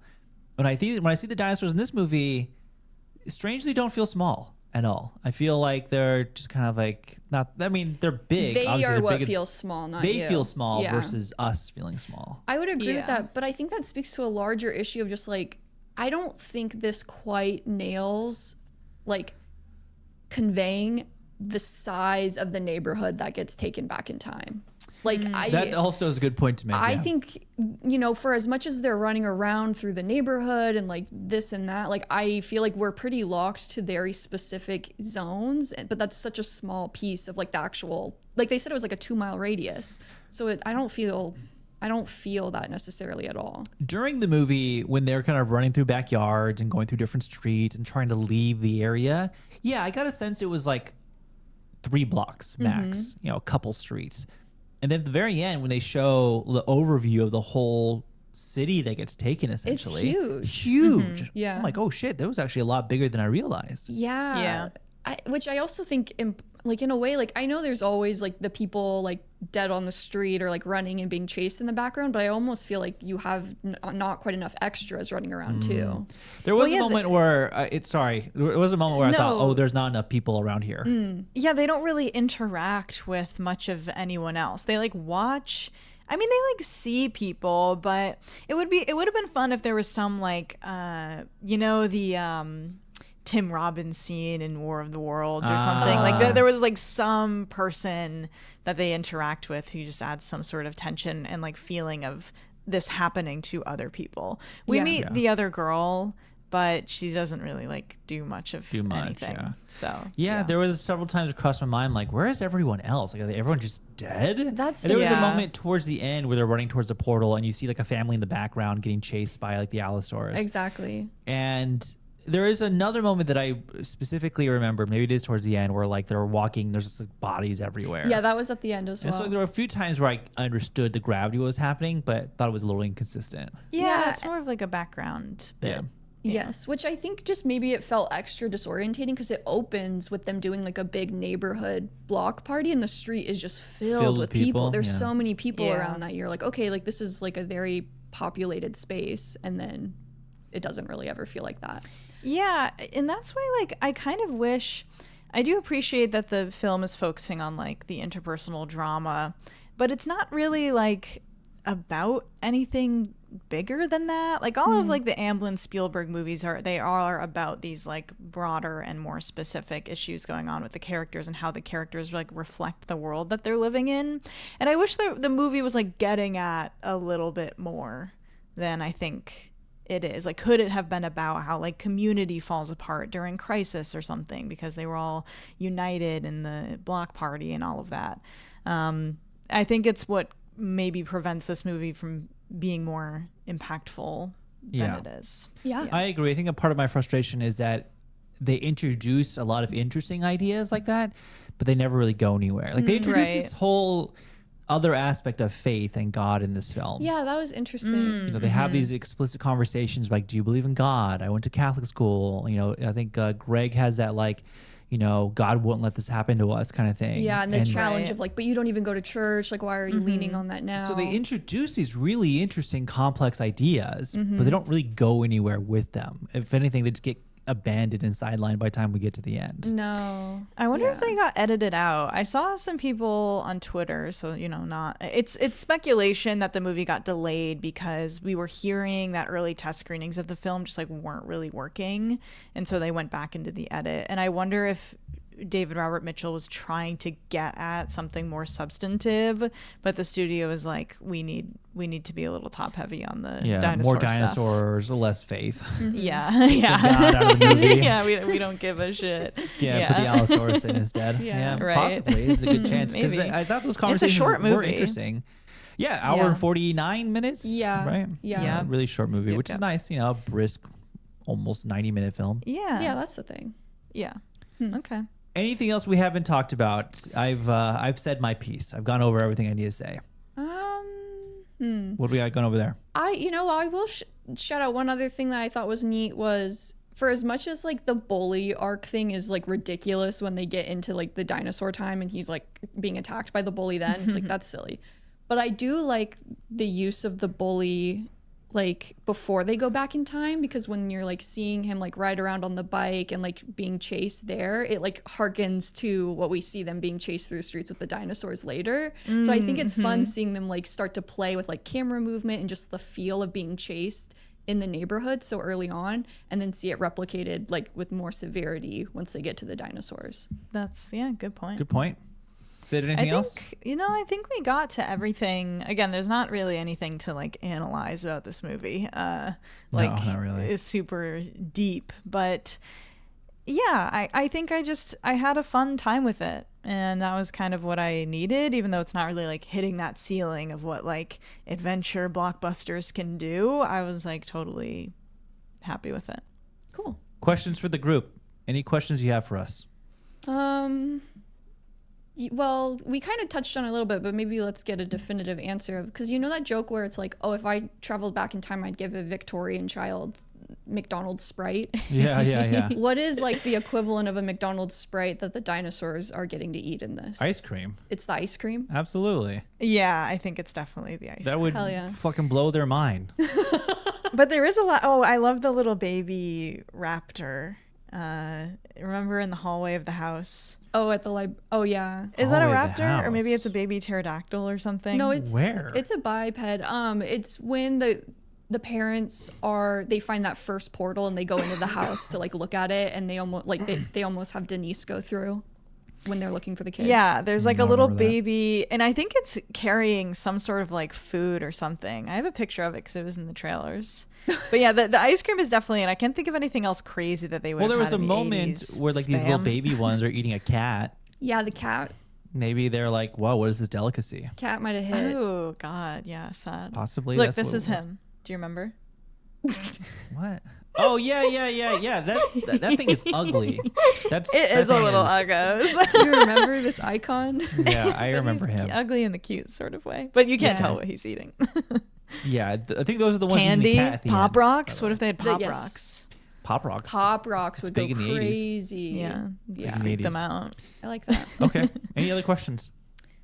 I mean, I know we'll probably need to do it again with Verity, but do we want to do like a check-in and rank Anne Hathaway at this point in the year? Well, we could just ask the question, on her recent run of 4 films, yeah. Devil Wears Prada, Mother Mary, Odyssey, and this, where is End of Oak Street sitting in the Anne Hathaway Right, because performances? we predicted, I think, how we would rank the movies, not her performances. And a lot of people have been saying that this is her best performance of the year so far, which I think is a little crazy, but I respect it. So if we were to rank the movies strictly by Hathaway's performance, Yeah. ignoring with the overall quality of the film, Right. how do we rank them? Should I go first? Sure. Yeah. Okay. I would do Devil Wears Prada last. Then I would do this. Then I would do the Odyssey. And then I would do Mother Mary at number 1. You would Okay. do that. Oh, fair. A likely ranking by you That's that no one will crazy. agree with. Okay, that's fine. Sid? Yeah, I would do Devil Wears Prada in last. Then I would do Mother Mary. Then I would do Oak Street. Then I would do the Odyssey at 1. That's my exact ranking as well. Okay, cool. Yeah, Wow, for pretty sure. I think Odyssey is still easily her best role this She's year. so Really good. good in the I think she's Odyssey. the best performance in the movie. And she'll get an Oscar nomination. It's going to be for that for sure. Oh, definitely. Oh, Verity, yeah. I think she will. the new trailer played before Oak Street for yeah, me. me too. Looked awesome. I It looked pretty didn't cool. see it. It looks really Yeah, I'm great. excited for that. I don't know much about it, but I like what was going on in the trailer, and Yeah. so I'm excited. I don't think it'll be better Colleen than Hoover. Odyssey though. Yeah, Colleen Hoover. Wait, you don't think you'll like her performance in it more than in the Odyssey? Yeah, I think the Odyssey will No, still yeah. can't be topped. It'll But be I'm like sure it'll be fun and her- campy. It will be fun. Oh, I'm looking forward to the movie. I think the movie looked like Yeah. a lot of fun. It'll be like Anne Hathaway's like The Housemaid, I think. Yeah, exactly. I hope it's better than that. Well, yeah, obviously. I hope. Well, Well, yeah. Do we think there's any chance of Verity being a legitimately good movie? Yeah, I think so. you reckon? Oh, I think so. Yeah, I think it's directed by Michael Showalter, right? I think Oh, is that who's doing it? he did Idea of You, which I liked a lot. Yeah, Which is a that good was a good movie. movie. I thought that was a great movie. Yeah, I think and Verity The will be a Big lot of Sick. fun. I mean, it's an erotic thriller. And It'll from what I've be heard- ridiculous. From other Hoover fans or the Hooververse, that a lot of people, kind of admit, yeah, her stuff isn't great, but they say Verity is good. Oh, It's actually interesting. good, not just like the most batshit crazy. Yeah, like one. I've Okay. heard that out of all the Hoover stuff, like Verity is legitimately actually pretty good. Huh. Okay, so- cool. Okay. Whether I trust him or not, different story. Right. But that's something to think about. That is something to think Maybe about. someone listening has read it and they can let us know. Yeah, you Yes, should. that'd be helpful. Any other questions? That's it for me. Okay. That's it. Letterboxd score. Final score, Clara. I gave it a 4 and a heart. Nice. Sid. I gave it a 3.5. Nice. Joe? Gave it a 3. Nice. Okay. Solid good 3 range. out of 5. Perfect. And that is it. That's the conclusion of our discussion on End of Oak Street. If you are listening this far, thank you for listening. Drop your thoughts on the movie in the comments on YouTube and or Spotify. Now we will transition to our Q&A. Last week we asked you a question. What is the most outrageous, absurd, ridiculous film premise in celebration of One Night Only? Of course. What a movie that was. We got a lot of answers. Yeah.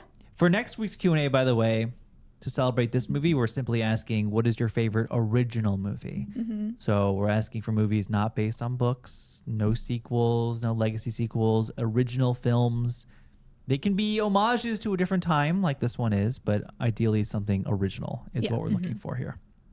And that is for next week. We'll read those answers if possible. Drop the comments again, YouTube or Spotify. But again, last week, simply asking your most absurd movie you've ever seen. I love these answers because there's so many movies that I don't really think about as absurd until you really But then when read. you think about it. Yeah, you think about it, you read like the synopses. Yeah, it's pretty insane. Yeah. So that being said, Sid, you want to start us off today? Sure. It's Shane 2003 says Sky High to this day has the most psychotic villain plot I've ever heard. Love Sky it to High. death though. Oh, what is the villain yeah. plot in that? That's a good one. Okay, spoiler alert for Sky High. It is an old movie, so I'm gonna spoil it. Okay. The plot of that movie is Mary Elizabeth Winstead's character built this gun that can turn people into babies. That's right. And she accidentally turned herself into a baby, and was like originally she was the villain for Sky High's the Kurt Russell character. Yeah. She was the villain for that guy, but like Oh, becomes a right. baby and then has to grow up again, and she becomes a villain for his son. Yeah. Fucking weird It's as wild. twist. I forgot about it. And she somehow remembered. Yeah, it's like when you're a Like, through baby, you can being a still retain all the baby. memories. I guess I don't know. Yeah, apparently. that's funny. It's a weird That's a movie. good one. My turn, huh? Kate says, as a Formula One fan, the premise of F1 is actually wild.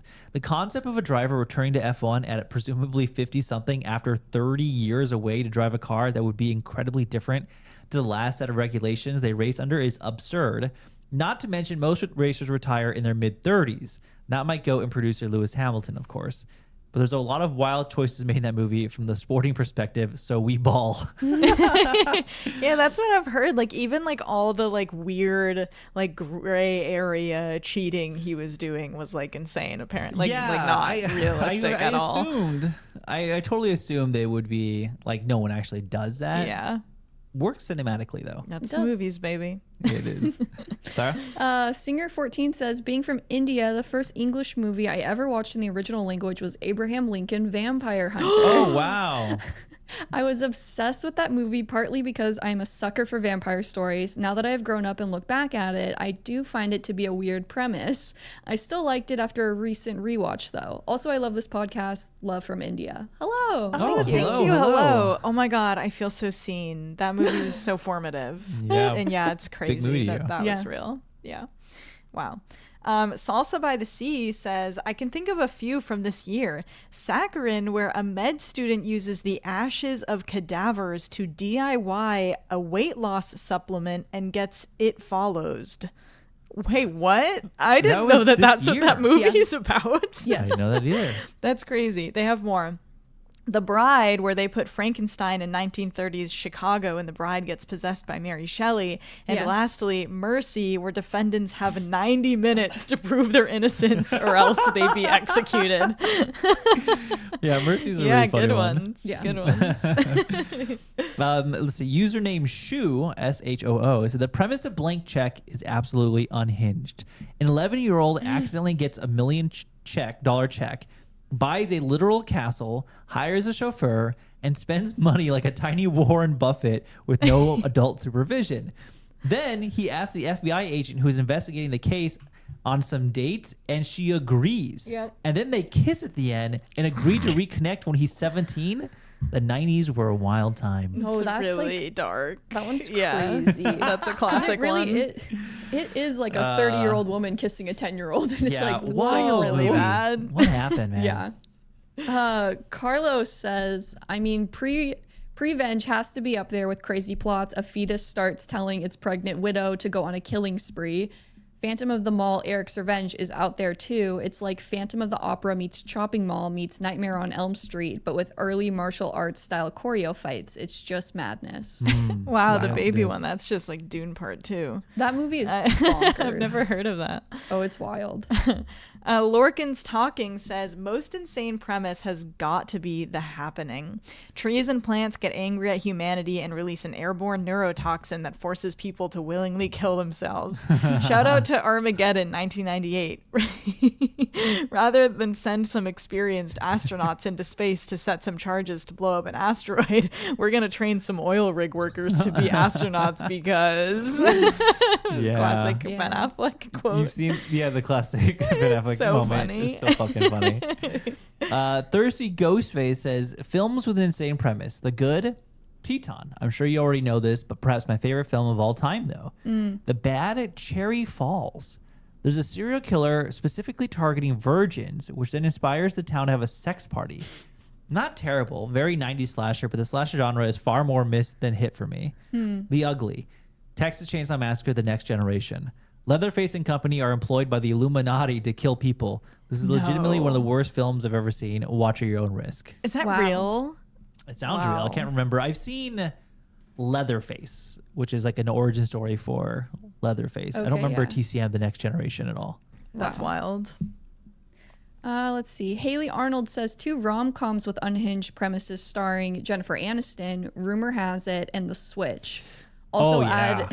add every Colleen Hoover adaptation to the list, which is fair. Yeah. But yeah, The Switch is crazy. I hate that movie. Rumor Has It is bonkers. Crazy ass movie. What Yeah. is the why? What's that one about? Rumor Has It is about Jennifer Aniston, and she's like part of this like pristine, like very blonde, like tennis affluent family, and she feels like the odd one out. She's and a then- wasp. She's a wasp, and then she meets this man who like slept with her mom, and she becomes convinced that maybe that's her dad, and she like isn't actually her like father's child like she thought, and so she starts like trying to investigate it, and then in the process she like falls in love with him and is like, oh my god, like Weird movie, dude. yeah, it's like, ooh, it's weird. Strange. Yeah, The Switch is like really bad. The Switch is Rom-coms crazy. it's just a great genre to like deranged shit that's just played off like it's normal. I know. This is a good example. Oh, it's your turn, huh? It's my turn, yeah. Yeah, go ahead. Mine's short though. Maya says, I have to go with M. Night Shyamalan's Old. The beach that makes you old is a profoundly absurd premise and it rocks. Yeah, you could do a lot of M. Night movies on here, but that Old actually is one of his few that is an adaptation. True, it is. Yeah. Bookies Cookies.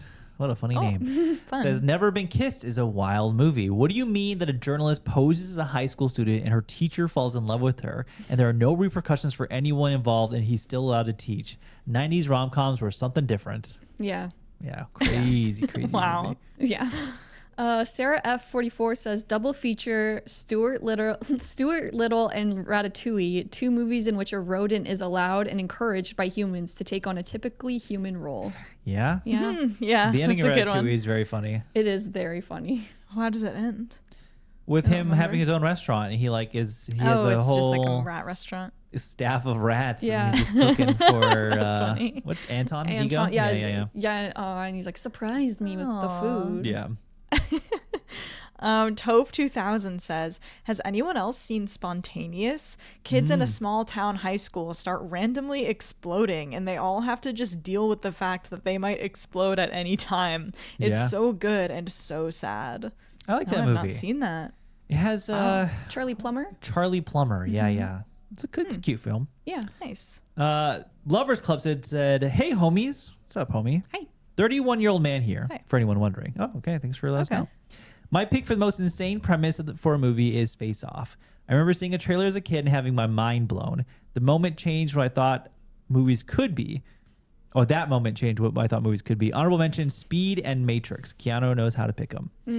Yeah, Face Off is just strictly a Love fucking Face Off. weird ass movie, but it rocks. Yeah, that's a good one, actually. Nice. I Know It's Over says, this must be the place. It is named after a Talking Heads song, but the main character is written and designed after Robert Smith from The Cure and played by goth Sean Penn. He goes on a cross-country road trip to hunt down a Nazi officer who tormented his father in Auschwitz. It was filmed in my tiny New Mexico hometown. Otherwise, I don't think I would have ever watched it. LOL. Wow. Oh my God. That sounds That's bonkers. bizarre. Crazy ass movie.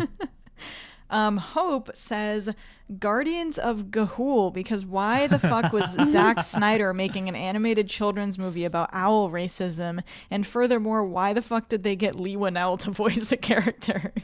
Yeah, That's that was funny. a weird movie.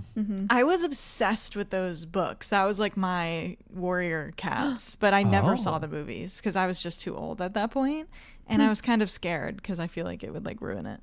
Okay, I've only seen the movie. It's only one movie, and I don't know. Oh, it was only one. I don't know much about the books, but the movie's kind of crazy. The books were fun. Well, Cody at least to a little T06 said kid. that the movie Teen Wolf with Michael J. Fox has an insane premise. I watched this film a bunch as a kid and revisited it recently as an adult, and it's batshit. Teenage kids turn into a wolf, and suddenly he becomes like a star of the school. My favorite part of the movie is that nobody ever questions the wolf thing. They're all just cool with it.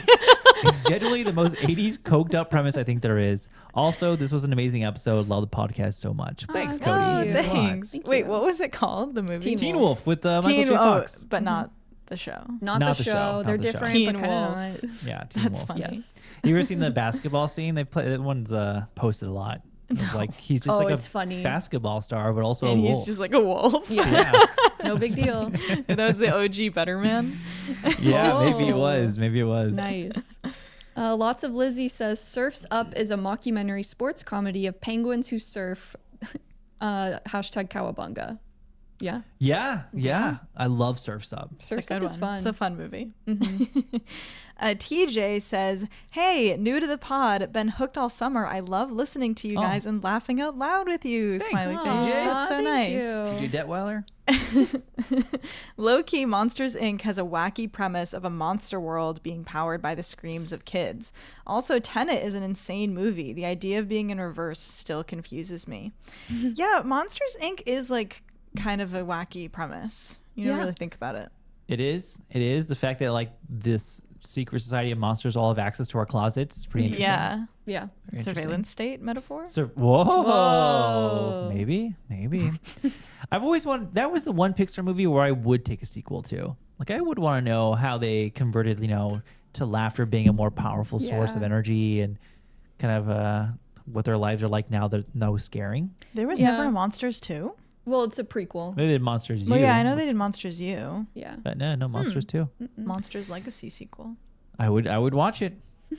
I love Gorgeous George said, "No cunny for all men." Jokes aside, I'm a new listener, but I love these long form discussions about movies. Tired of the 10-minute, 37-second Yeah. minute long videos about movies. Did someone do that?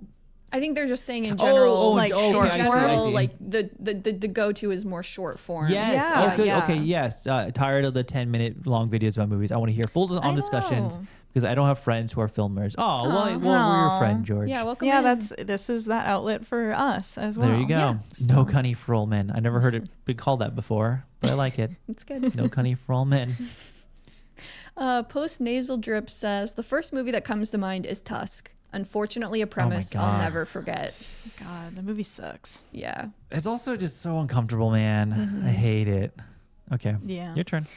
David Rodriguez says, "Thank you for having some of the same questions as me for one night only. I honestly thought it was good and gave it 3 out of 5. I tried not to think about the politics too much because we already live in a world where the current politics has started to give me anxiety." Very fair. Fair. Very fair. Also, I think That's My Boy by Adam Sandler is one of the wildest premises to a movie I've ever seen. But then again, it is Adam Sandler. Haha. Is that the one where he like has sex with his teacher? Yes. Oh, my God. yeah. Yes. Yeah, And she has the crazy. baby, and it's Andy Samberg. Yep. And they're, so like, he's really like close in young age or something like and that? like Yeah. stunted. Yeah. God. Weird movie. Really. I And then forgot it's like about it's it. only portrayed as being like super like cool. Yeah, Well, you yeah, know, he's yeah, like yeah. very he's very developmentally behind, but crazy. A lot of Sandler movie. movies are pretty wild. Yeah, that's a good one. Click. Click, and I always think of I now pronounce you Chuck and Larry as being kind of fucking wild. Mm-hmm. Username Jug said The Lobster is an insane fucking movie, but it's so well done. I kind of forgot about the absurdity in the first act by the end. Also works as the answer to what movie should Gluck have watched before making One Night Only. Oh, interesting. That's good. Yeah, Lobster's a crazy movie. Yeah, it is. I like it a lot though. I like that movie. Chase Creer says, my mind immediately jumped to Sorry to Bother You, Donnie Darko, and Teton, but I think my final answer will be Possession. Truly bizarre stuff. So insane, I don't think I could even describe that premise with words. Shout out to Swiss Army Man as well. That's a good shout. Swiss Army Man got a lot of shots. And then they said ILY Sid, ILY Claire, ILY Joe. Illy. Oh, why are you not saying Illy? Illy too. Well, I don't say Illy. I'm just saying people say Illy. Oh, okay. But when they typed that, do you think they? I think they heard probably Illy intended in us their head? first to read it as Illy because we keep That's talking Illy. about this. Yeah, Illy. Illy. Illy too.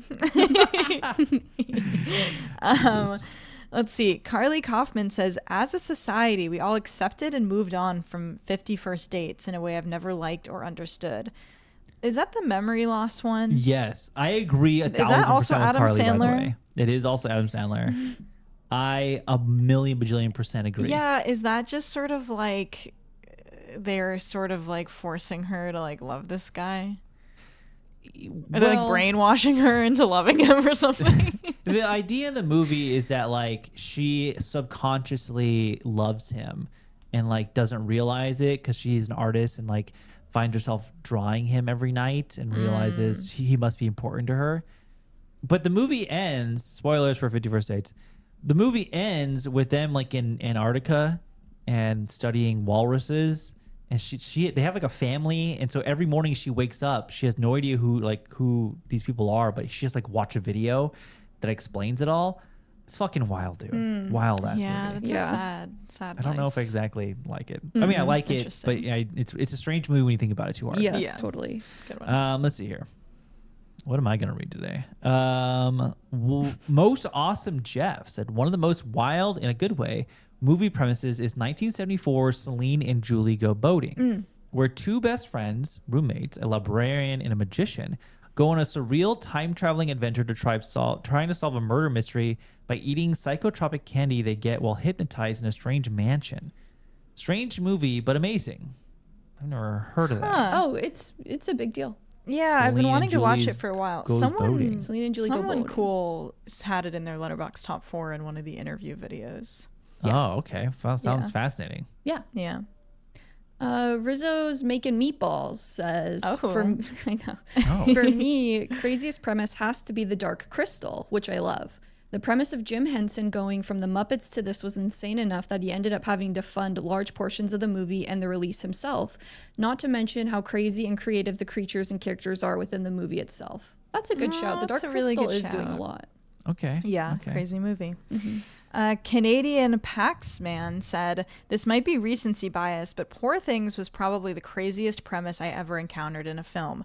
A child's mind is inserted into a mature woman's body who then proceeds to cause some chaos due to her love for furious jumping. Funny movie though, Emma Stone killed it. Yeah, that is a crazy premise. Huh. Yeah. Born Sexy Yesterday. Yeah. Mad Agard Larson said Tammy and the T-Rex. 09, look it up. It's one of the most fun movies ever. Stars Denise Richards and Paul Walker. Has the most wacky premise ever. This is the movie where Denise Richards' boyfriend in the movie gets his brain implanted into like a T-Rex, a robotic T-Rex. Fucking weird movie. Wow. Yeah. Okay. Kira above the cover says, regarding phones and rom-coms, I can't wait for you guys to see Finding Emily. It comes out in the US on August 29th and heavily utilizes social media in its premise without feeling overdone. I'm a new fan of the podcast and I absolutely love how structured, unstructured conversations feel. You guys have great chemistry and I genuinely crave how thoughtful your discussions are. 2 hours is somehow not enough. Kira, that's really nice. That's kind. so Thank you. sweet. I think we're all really excited for Finding Emily. Yeah, Yeah. that's interesting. I'm I've excited had many to see UK that. people tell me it's really good. Me too. Yeah. So excited about that. Yeah. Casey224 says, most insane movie has got to be The Mortal Instruments City of Bones, only because the movie ends on a sibling incest plot line that never gets resolved because it did so poorly in theaters they canceled the sequels. So now a group of people who have never read the books it's based on genuinely believe that the two main characters who made out in the movie truly are siblings. They aren't, but no one will ever know. Yeah. That's incredible. I haven't seen those. How many Neither of those have movies? I. Are there multiple? Well, there's two? one, and then they never made them again. Yeah. City of Bones I is never like, saw that. The lore of that is crazy because the author initially wrote like Harry Potter, like incest fanfic, and then it's like reworked into City of Bones kind of. It's like this Whoa. whole thing. It's like crazy. Is that the movie where the cities are on machines? No, that's Mortal Instruments. No, Oh, what are Mortal we talking about? Engines. Mortal Engine. I mean, yes, that's Mortal Engines. That Oh, that's was Mortal wasn't that Peter Engines. Jackson did that? Did I think he do just it? produced it. I don't think Okay. he actually directed Mortal Engines. Oh. Maybe he did. Oh, so Mortal No, Engines and Mortal he Instruments are didn't. different. Yes. Okay. Mortal Mortal Engines was directed by Christian Rivers. Oh. Yeah. But I think yeah, Peter Jackson like maybe produced he it or something. produced. Yeah, he did. Okay. Yeah. Okay, yeah, I wow, haven't seen that either of City of them. Bones sounds interesting. City of Bone and your sister, I guess. Yeah. Literally. City of Bone and family members, I guess. Wow. Okay. Wow. With a mortal instrument. That's crazy. Yeah. Your turn, Sid. Gotta follow that one up. Didn't I read that one? Oh, you read that one? think I so. read that one. Oh shit. Okay, my turn. Who Yeah. did you think read it? I don't know. Kyle P21. Maybe it's recency bias, but Mercy's concept was very weird, especially considering today's world with AI. It didn't help. The execution was terrible. Yeah. Yeah. Crazy movie. You guys didn't watch it, but that's probably for the best. But it's fucking insane. Yeah. I don't really Yeah. feel inclined to throw it on. Maybe one day I'll put it on. Maybe you don't need to. Eleanor H180 says, maybe not most insane, but such an interesting blend of genres in They Cloned Tyrone. I thought it was great and didn't get the love it deserved. Interested to hear what your answers are. Love the pod. Oh, thank you. Thank you. Yeah, love They Clone Tyrone. Yeah, that's a good cool one. movie. Armando Trevino says, hi guys, before I answer the question, I just wanted to let y'all know that I joined the Patreon. It's my first ever Patreon subscription, and I can already tell it was worth it based on how hilarious the latest Monday episode was. You guys are great. Everyone's being so thank nice you. today. Yeah, Monday Yeah, episodes that's are really nice. our chance to They're just so fun. chit chat, and we just fucking shoot the shit most of the time. Yeah, they're fun. Play headbands. Yeah, thank you for joining. They say, anyways, my answer for this week's question is Sharknado. In my opinion, it's the king of insane movie premises. Sharks in a tornado. You can't really get crazier than that, unless you're Sharknado 2 through 6. I have still never seen... Actually, I feel like I did one time put on the first Sharknado like with my friends in high school or something, but I don't know what the heck happens in those movies. No, I don't either. Yeah, first None one's of my fun. business. I haven't seen after that though. I didn't know there were 6 of them. That's crazy. Maybe There's they a get crazier. Mr. 123 Savant said, I think that Cars 2 premise is one of the wildest. Who watched that first movie and thought it would be a good idea to make a spy flick with Tow Mater? New to the pod, but I've been following Joe on TikTok for a while. Thanks for helping my workday go faster. Thanks, Savant. Aw, Appreciate yay. that. Thank you. Yeah, Cars 2, pretty crazy movie. That is a crazy movie. Last round. Okay.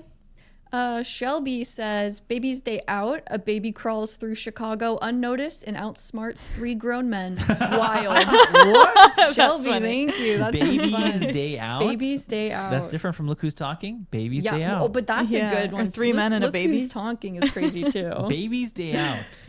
Yeah. Written by John Hughes. Oh. Was it 80s or Wow. 90s? 94. Uh-huh. They were There's a doing crazy trend going shit on. then. The Yeah. 80s and 90s were a wild time, which is fitting for this movie, by the way. Yeah. Yeah, that's true. Last one, Sid. Okay. Inara says Non-E. It's an Indian movie where the main character gets killed and reincarnated into a fly and then proceeds to make his killer's life hell by sabotaging him and stealing his girl, all while living as a fly. It's like a very well executed John Wick X B movie. Childhood Wow. classic. That sounds awesome. That's funny. Interesting. Okay. Last one I'll read is Leaning Tower of Cheesehead. Said Book of Henry is the most insane premise of a movie I've ever seen. Super genius 11-year-old who's dealing stock and being a huge dick to everyone dies and leaves his mom a How to Kill Our Neighbor's Dad book, and she actually acts it out. Terrible, terrible film, but one of the most memorable theatrical experiences of my life. Still doesn't feel real. Wow. What? I didn't Is this know movie? that. Book of Henry? Yeah, that's crazy. Isn't that like a well-known movie? I thought it was. Am I thinking of something else? Book of Henry. It is labeled as an American drama thriller, directed by Colin Trevorrow. Whoa, what? The story concerns a plan hatched by a young genius dying of cancer to save the girl next door from abuse. Wow, 2017, and that's Jaden Martell, Naomi Watts. Naomi Grossed Watts is always up to some $4.6 shit. million against a $10 million budget. It made like negative dollars. Oof. Look at this cast though: Naomi Watts, Jacob Tremblay, Lee Pace, Maddie Ziegler. Sarah Silverman, Dean Norris, Bobby Moynihan. What is going on in this movie? Wow. The Book of Henry. What would your guys' answer be for this question? Craziest premise of any. I mean, we got so many good answers Predestination. that. Oh, okay. Predestination's a pretty crazy movie. Yeah. Yeah. Especially as soon as you figure out what's doing, it's even crazier. Yeah. Lots of What would good you say, Sid? answers I would agree with. Recently, I did think that what happens in voicemails for Isabel is really insane. Yeah. That is an That's a insane pretty movie. insane one. That's a crazy ass movie. Yeah. What are you picking? I would choose Steven Spielberg movie Always. Oh, okay. The firefighter one. Yes. Yeah. The letterbox synopsis says this: the spirit of a recently deceased expert firefighter pilot mentors a newer pilot while watching him fall in love with his girlfriend that he left behind. Wow. I remember so vividly when you watched that and you told me about it, and now I think about it all the time. Basically, ghost Richard Dreyfuss is in love with Holly Hunter that he dies. Well, he's already dead, so he helps out another guy fall in love with Holly Hunter. It's fucking weird. Wow, it's kind of like I like to watch type of thing. Like, Yeah, he kind of first is cucked by it a bit. I don't know, it's a strange is it because he movie. wants her to be happy? Yeah, that's what it ends up being. But in the beginning, he's like, I don't want my girlfriend to be dating this guy. Yeah. But he's a ghost. You can't do anything about it, bud. Weird movie. That's really Wild weird. movie. Yeah. All right, that's the end of our Q&A. Thank you so much if you provided a comment. Sorry if we couldn't get to you. Until next time, next week, again, easy question, your favorite original movie. Let us know in the comments. We'll read them next week. Next week's episode, we are talking a combination of Teenage Sex and Death at Camp Miasma and Tony. Yep. Double little indie feature. Those two movies came out earlier in the month, but get an official wide release later in the month. So hopefully by the time we cover it, you guys have all seen them, which will be a fun conversation. Yeah. That's the pod for next week. Thank you for listening and checking us out. Check out the Patreon for exclusive episodes. We're talking Gladiator next week, everyone. Hell yeah. Why? We were thinking we'd do some prep. Ridley Scott prep Oh, before yes, Dog Ridley Stars. Scott prep. Yeah. There we go. Dog Stars coming Oh, out. so we can- We're watching Gladiator. Yeah. Cover on the pod. Obviously, a Monday episode where we just chit chat as well. And that's everything. Yeah. Until next time, have a wonderful day, night, week, and weekend, and we'll see you guys later. Goodbye, listeners. Bye-bye.